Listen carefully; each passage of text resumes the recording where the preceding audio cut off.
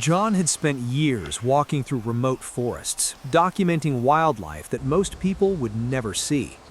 As a seasoned nature photographer, he understood the rhythms of the wild, the silence before movement, the subtle warnings carried by wind and birds. That morning, deep in a dense mountain forest, everything felt unusually still. No birds called, no branches cracked under unseen movement. Then, faintly, he heard something that didn't belong, a weak, desperate cry echoing through the trees. He stopped, listening carefully. The sound came again, higher this time, strained and trembling. It wasn't the call of a predator or the warning of an adult animal. It was younger, vulnerable. Following the sound cautiously, John moved uphill, pushing through thick underbrush until he reached a small clearing. And there, at the base of a fallen tree, he saw it. A bear cub. It was small, far too small to be alone.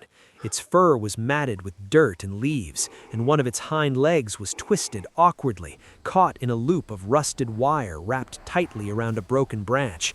The cub struggled weakly, pulling and whining, but every movement only tightened the wire. Its eyes were wide with fear, darting at every sound, including John. The cub tried to back away, but couldn't. It let out another cry, softer now, exhausted. Its ribs were faintly visible beneath its coat. It had been there for days, maybe longer. Its breathing was shallow, uneven. Each attempt to move sent a tremor through its small body. The wire had cut deep into its leg, the skin around it raw and inflamed. Flies hovered nearby, drawn to the wound. The cub's strength was fading, and it knew it. It didn't roar or threaten. It simply cried, as if calling for someone who would never come. The forest around them seemed to close in, heavy with silence. Days earlier, the cub had wandered too far. It had followed the scent of berries drifting through the trees, moving clumsily but curiously as young animals do. Its mother had been nearby at first, watching, guiding, but a sudden noise, perhaps a distant gunshot or the crash of falling wood, had startled her. In the confusion, the cub ran in the wrong direction. Alone and disoriented, it stumbled into unfamiliar terrain.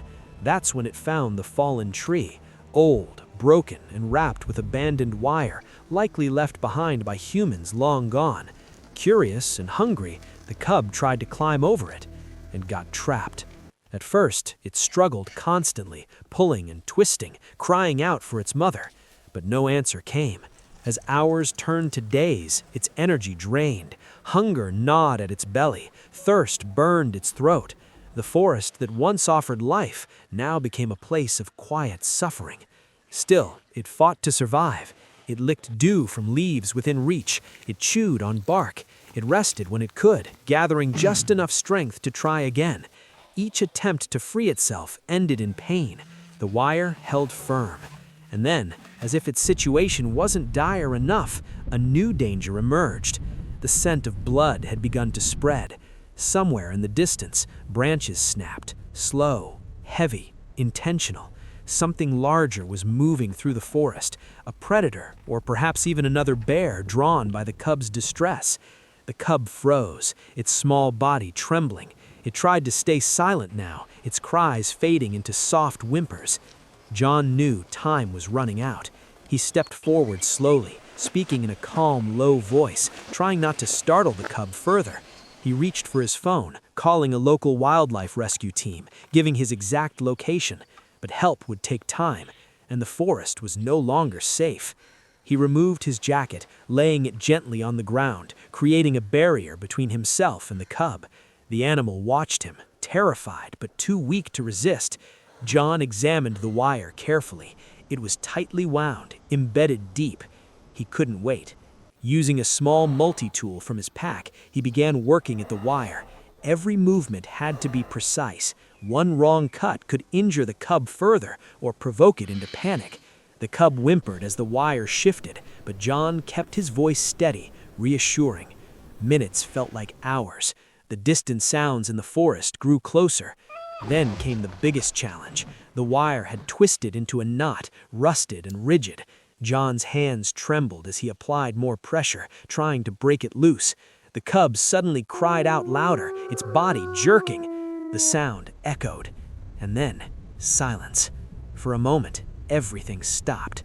With one final effort, the wire snapped. The cub pulled its leg free, collapsing immediately onto the ground. It didn't run. It couldn't. It simply lay there, breathing heavily, finally released. John stepped back slowly, giving it space. And that's when he heard it, a deep, powerful sound rolling through the forest. Not distant this time, close. Branches parted, and out from the shadows emerged a massive shape, a full-grown bear, the mother.